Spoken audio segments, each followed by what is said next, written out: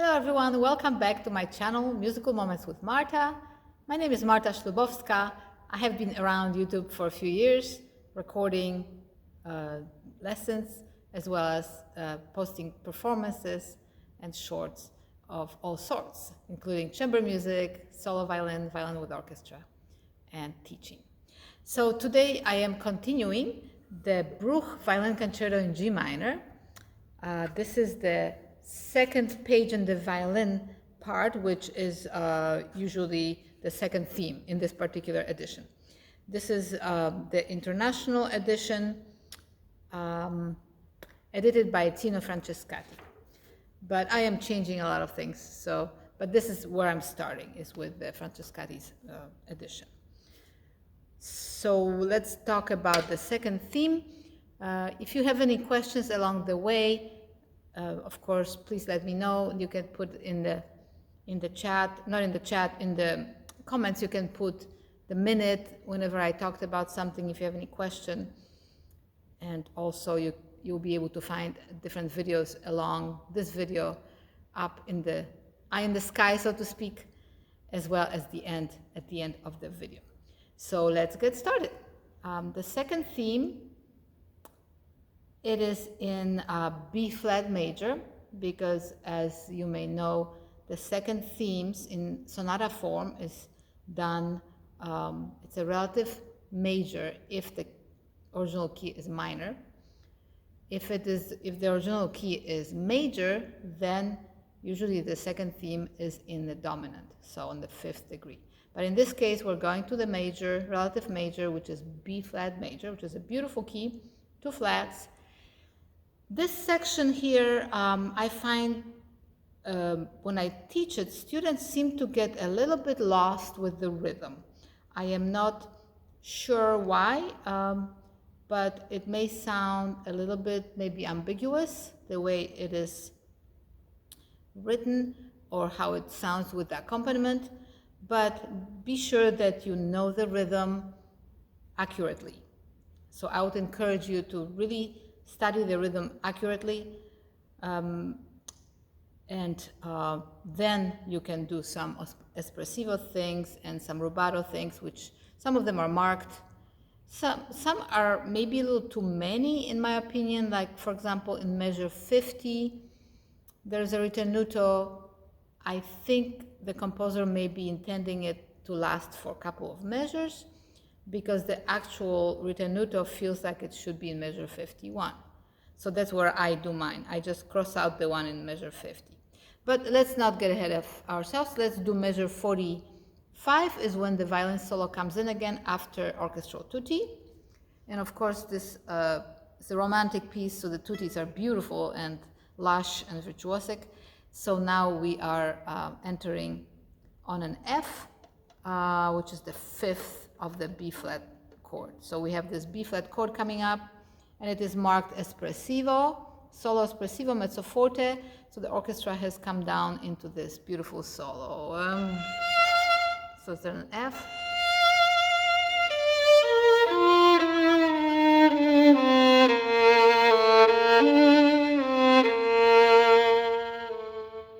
Okay, so that's the first part of the phrase. And you see already there's a lot of dynamic indications. In measure 46, 7, 47, there's a crescendo. It's all supposed to be on one bow, but I've changed the bowing. So I started down bow, like you saw me do in measure 45, at the end of 45. And then I need to change the bowings in 47 due to the fact that there is a crescendo there. So if I start, instead of starting, I could do it that way, but I don't like that measure 46 going down bow, because then it doesn't give me enough power to make that crescendo in 47. So I like the down bow. You just have to be careful how you start that down bow, nice and soft.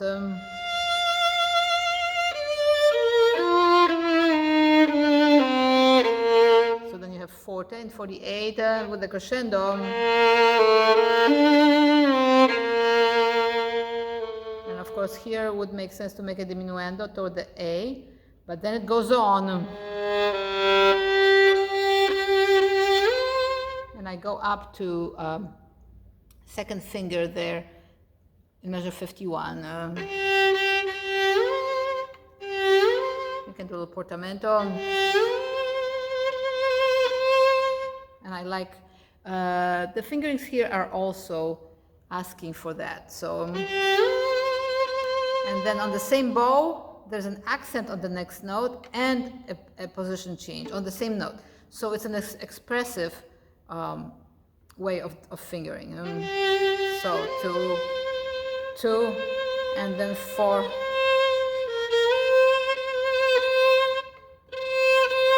So you have to be very flexible and be able to slide. So,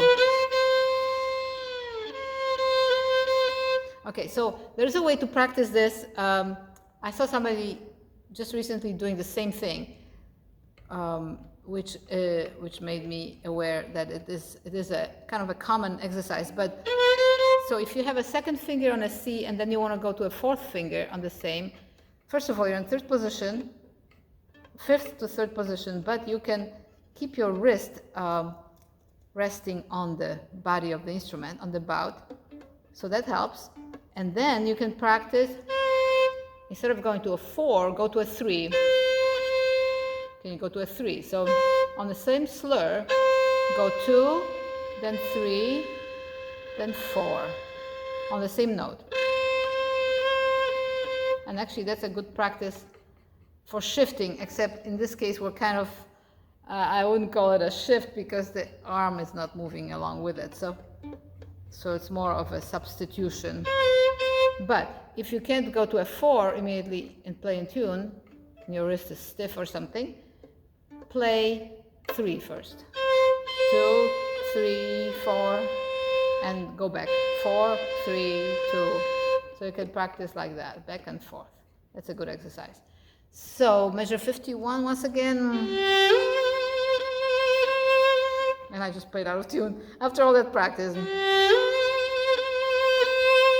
And then there's an accent on that C. There's a little portamento actually in the part written, probably by Francescatti. So 3. So that's measure 52.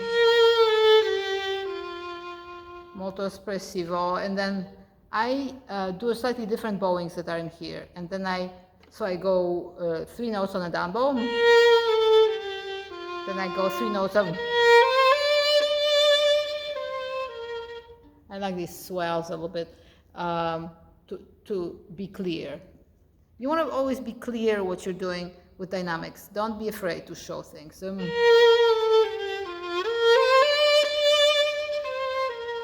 And he puts accents in here, and I don't know if these accents are Bruch's accents.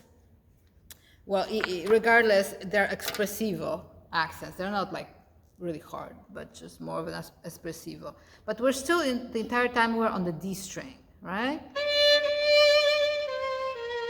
And then we have 5 notes.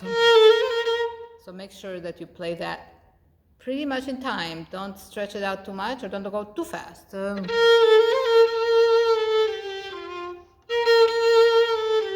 Now we have triplet. So I go in measure 54, I slur 3 notes on B. We have another portamento here, like a small one between B flat and A, 3, 3. This time I start triplet on an oboe. It's another crescendo. So the phrase is building and building and building until we get to 56, to that first trill. The orchestra continues, and then it keeps growing, but the violin part is more of an accompanying line by that time. So this is measure 54 again.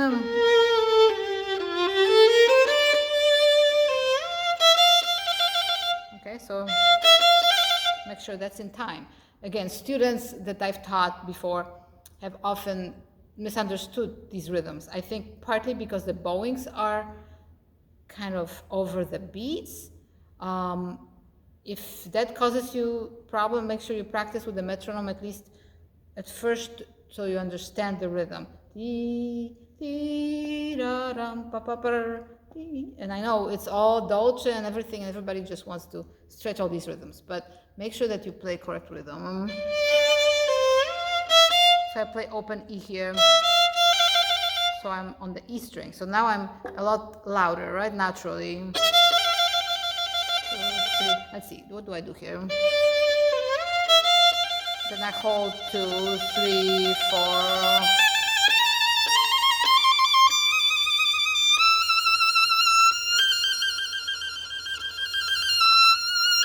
Okay, here's another crazy place. So I don't think there should be any questions about the trills. Just make sure you're in time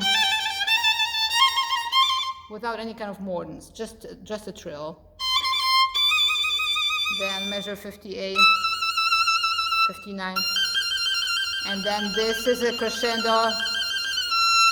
So this note, the second half of measure 6, 7, 8, 9, 59, you must save your bow, because then you have to connect, at least that's what my bowings are. You have to connect to the downbeat of 60, but there is an accent, and that's the peak in addition to the next note as well, the A flat, high A flat. But this is the peak of the phrase, so you can't die there. You can't use up all your bow. You could do more bows, I suppose. I don't, but 3, 4, right? So you could go, I suppose you could separate them. But I like that bowing. I think it's intentional to have it connected to the downbeat of 60. So that E could be slower. That will pick up to 60, right? And then we have accent.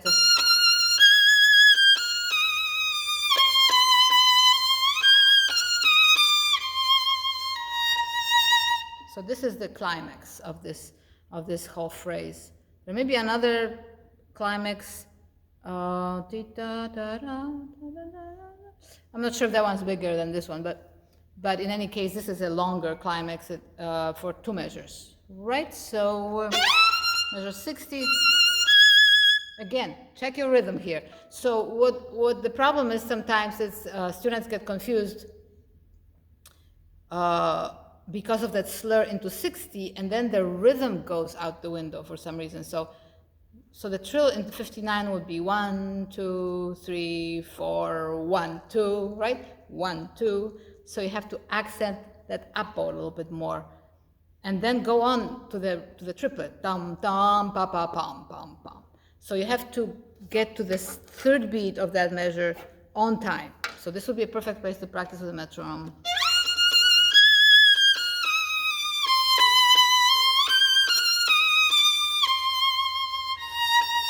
And probably come down a little bit here. I do. And then we have un poco più lento, so ritenuto un poco più lento, so we have pulled back the tempo. And now it could be a little bit more relaxed for a minute.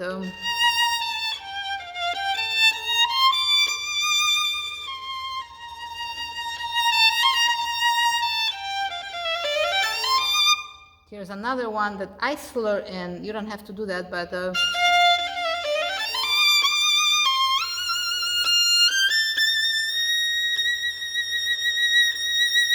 okay, so here's another peak that we're getting to.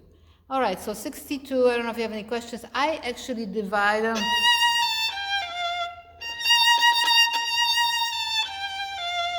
Separate. So I separate those first 2 notes of the triplet after, like you see, and then I separate, and then I hook these 3. Again, there's another accent, but it's an espressivo accent, molto espressivo. So lots of vibrato, right? Another quintuplet. So as you look back, you can see measure 53. If you look back to measure 53, you'll see it's the same melody, right? In the same exact beat for at least 6 beats. So measure 63 and measure 53 are the same, just an octave apart, right? At 63 we're an octave higher. But the rhythm is again the same with that quintuplet. So don't drag it out. Try not to drag it out. Again, it's an interpretation thing, but I like to be understood. If I go too slow, the conductor is not going to understand what I'm doing, even if they know the piece. So 4. So da da da. So this measure 64, you have that big group of 12 notes. I divide it into 4 groups of 3. Da da da da da da da da da da da dum. Yeah, and then when you go through it, it doesn't have to sound like you're playing all those triplets, but you've got to feel them internally. All right. Then I slur that into the downbeat of the next measure, measure 65.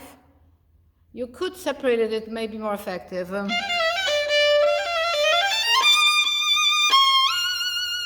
It's a little weird bowing, but I like it connected. And then the pickup is where I separate.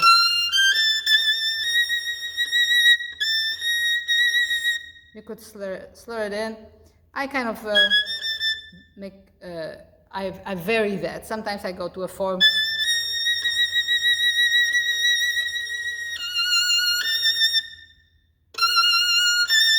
There's an accent on that note in measure 67. So this is really that final climax.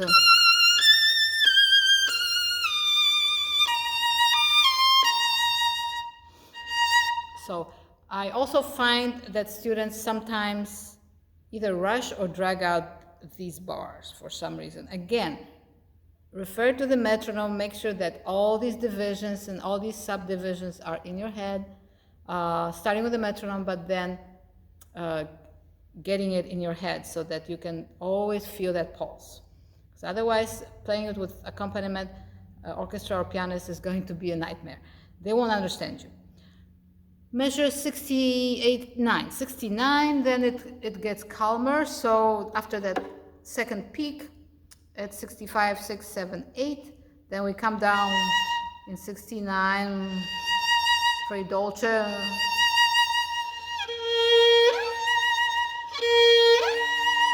Right? There should be a tied note. The next 2 beats should be tied together. So it becomes like a quarter. So there's a big portamento going into that.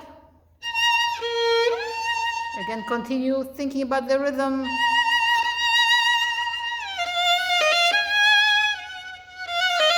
Another quintuplet.